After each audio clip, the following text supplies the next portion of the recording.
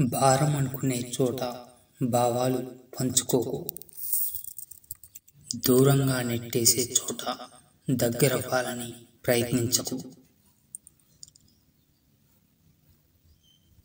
వీధి నాటకాల కంటే మన జీవితంలో నటించే వాళ్ళే గొప్ప పాత్రలు పోషిస్తుంటారు. చెవులతో మాత్రమే విని కనులతో చూడని ఏ విషయాన్ని నమ్మొద్దు. ఒకవేళ నమ్మిన ఆ విషయాన్ని ఎవరితో పంచుకోకండి. ఎందుకంటే అసూయపరులు చెప్పే మాటలతో బంధాలు శాశ్వతంగా దూరం కావచ్చు.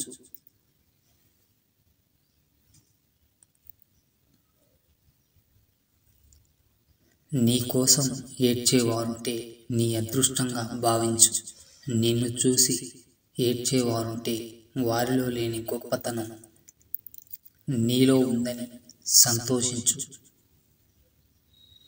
మనకు ఏమాత్రం సంబంధం లేని వ్యక్తులు కూడా మన మంచి కోసం ఆలోచిస్తూ ఉంటారు.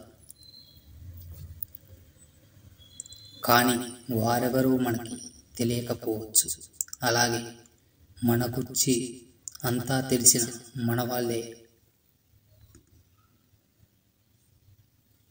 మనకు సహకారం అందించకపోవచ్చు కూడా.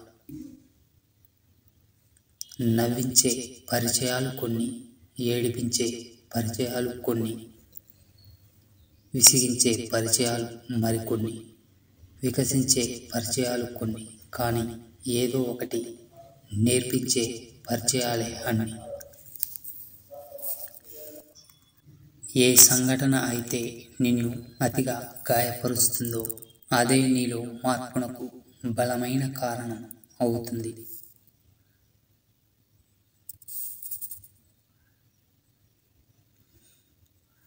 మనం ఇంకొకరికి నచ్చాలని రూల్ లేదు. నచ్చకపోయినా నష్టం లేదు. మన వ్యక్తిత్వాన్ని చంపుకొని బ్రతకాల్సిన అవసరం అంతకన్నా లేదు. ఎప్పుడూ సంతోషంగా ఉండాలి అని కోరిక కంటే మనకు ఉన్నంతలో సంతృప్తిగా బ్రతకాలి అనే ఆలోచన చాలా విలువైనది. నిన్న ఉన్న సంతోషం రేపటికి ఉంటుందో లేదో తెలియదు. అలాగే ఈరోజు ఉన్న కష్టం రేపటికి ఉండకపోవచ్చు. అతి స్నేహం, అతి ప్రేమ, అతి చనువు మన శాంతికి హానికరం.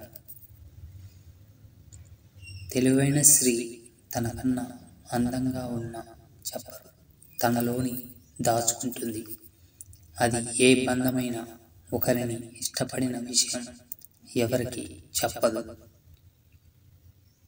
ఎవరినైనా ఇష్టపడిన విషయం ఎవరికి చెప్పదు. ఒకరిని ఇష్టపడిన విషయాన్ని భర్తకు అయితే అస్సలు చెప్పదు. తన మనసులో ఉన్న కోరికలు మగవాడికి వెంటనే చెప్పదు. కొంతమందికి నగలు, కొంతమందికి బట్టలు, కొంతమందికి తిండి వస్తువులపై మోజు ఎక్కువగా ఉంటుంది.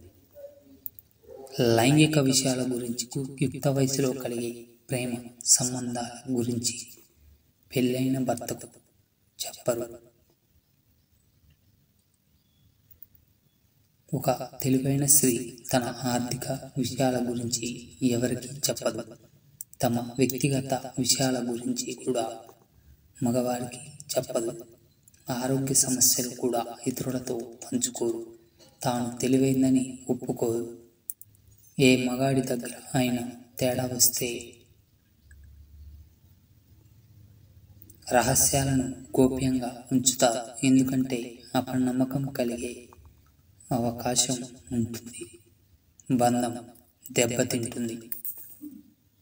ఎప్పుడైతే నమ్మకం ఏర్పడుతుందో అప్పుడు తన రహస్యాలు అన్నీ మగవాడికి చెబుతాడు.